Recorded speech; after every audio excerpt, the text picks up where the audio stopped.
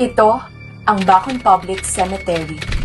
Binuo ito noong 1920s at mahigit kumulang 100 taon na ito bilang isang libingan. Marami sa mga nakalibing dito ay mga Espanyol. At ngayon, lilibutin ng aming team kung ano ang istorya at ang misteryong bumabalot sa lugar na to.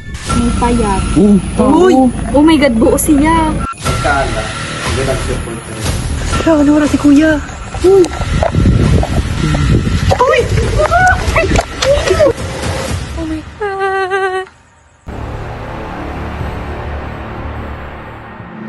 Bago natin simulan, alamin muna natin kung ano nga ba ang sementeryong ito. Alam ko kayo ni inuglok ini panampan ni Kakastila.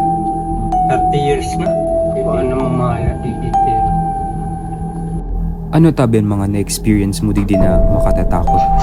May pick-up-lan ako digding 12 anyos, 13 anyos, 14. May lamang bilog pa. May ano tabi, may nahihiling ka man tabi din mga iba sa satuya. Bago kami naglibot ay nagdasal muna kami para masiguro ang kapakanan ng bawat isa.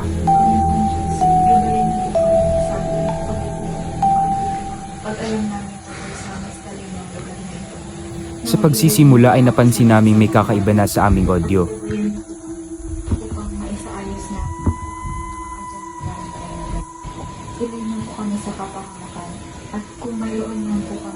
At dito, tuluyang nawala ang boses ng isa sa aming mga kasama.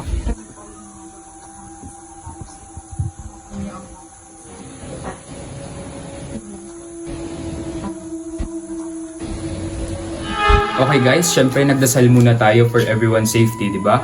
And kasama namin ang buong team at hindi lamang kami at nandito rin si Kuya Gabriel. at nandito kami para mas gabayan kami kung saan kami pupunta dito sa loob ng sementeryo. At ready na kayo? Ready ng lahat? Arat na guys. Libutin na natin. Bago kami naglakad, ay may narinig na ang kagrupo naming si Julien. Ikaw yung nagham. Nagbalik ka sa dating kurti.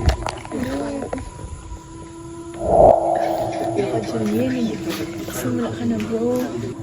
Sanay na. Naririnig ka na pa yan.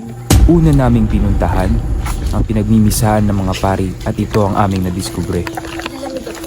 Kuya, ano po yan? Hindi po na close. Ina-stockan pang mga tulaw. Ina-deposit ka mga tulaw. Kaya may simbolan sa dako na ito lang nakalag diyan. Hindi po nagbimisa.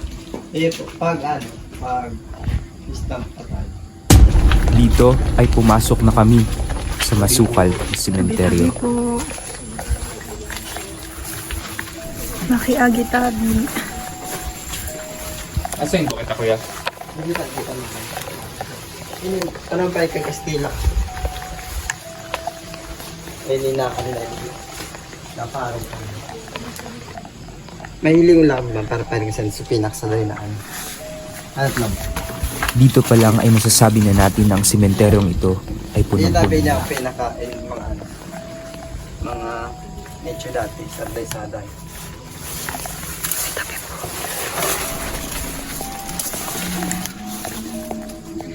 Harapang kasala yung mga nature dati. Sinuri namin dito ang audio at ito ang aming narinig. Harapang kasala yung mga nature dati. Harapang kasala yung mga nature dati. Dito ay nagtanong ako sa aking nakita. Boleto. May sa likod ka, may balay duman. Kaya po may bado. Ayun po. Sabi tayo. Nagpatuloy kami sa paglalakad at pumunta kami sa libingan ng mga inchik.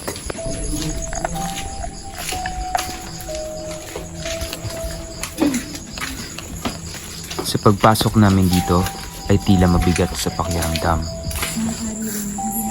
Digdi parte yun. Digdi. May nilubong kami digdinaan. Payo. Halis sa dagat. Tigdara kang pulis.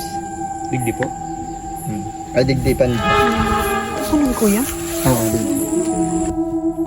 Tandaan ito sapagkat ito ay konektado sa mga susunod na pangyayari.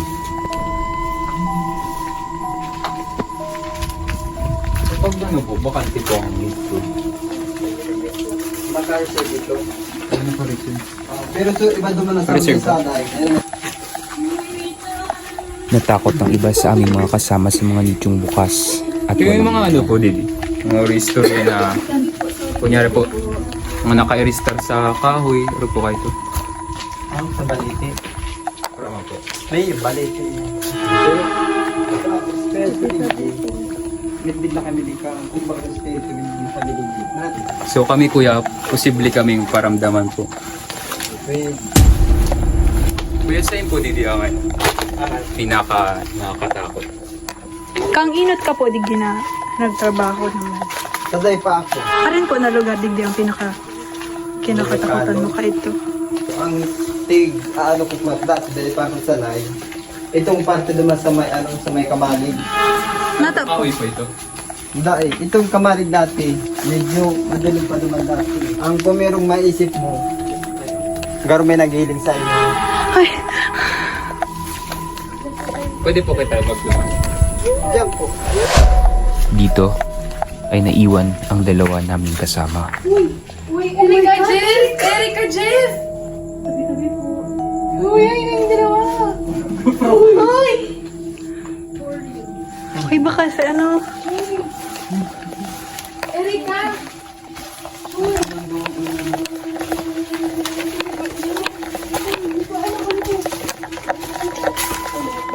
Pinaliktad ni Jeff ang bado niya.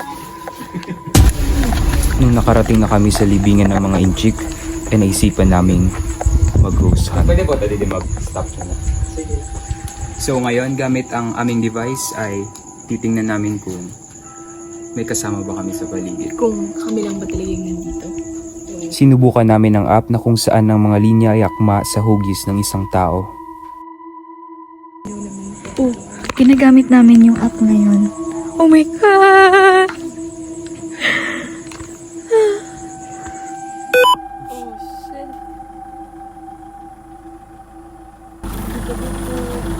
Makikita sa aming kuha ang mga linya na tila ay wangis tao.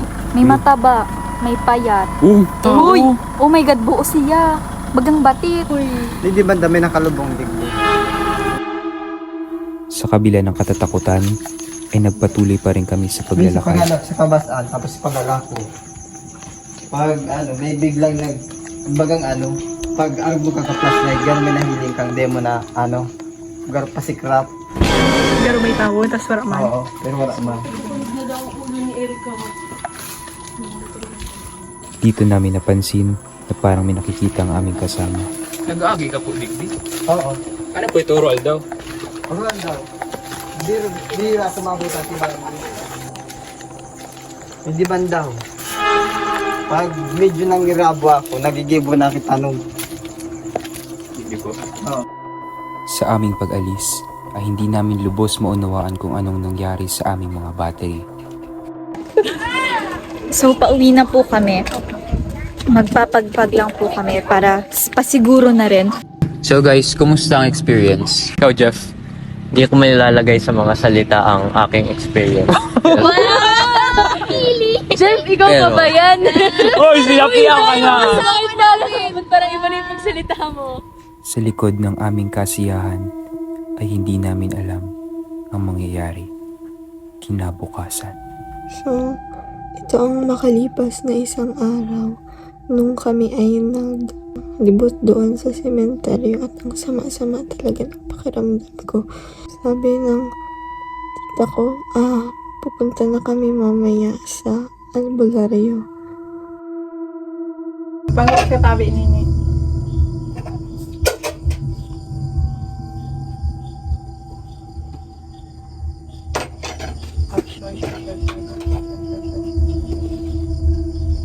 Kasarang patabi ni yung bati mo. Saan bang kitabi na Domingo? Sinat-sinat lang man. San Domingo na aga, baga na po ako yung trangkaso. Ay, Lunes ito. Ang nakikita ko didi, nakatapa kay kuwang sa burubuntod. Bungo.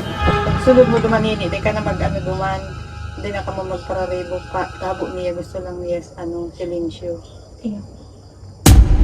Dito namin napagtanto na ito pala isang uri ng tekstong naglalahad ng totoong pangyayari o kasaysayan.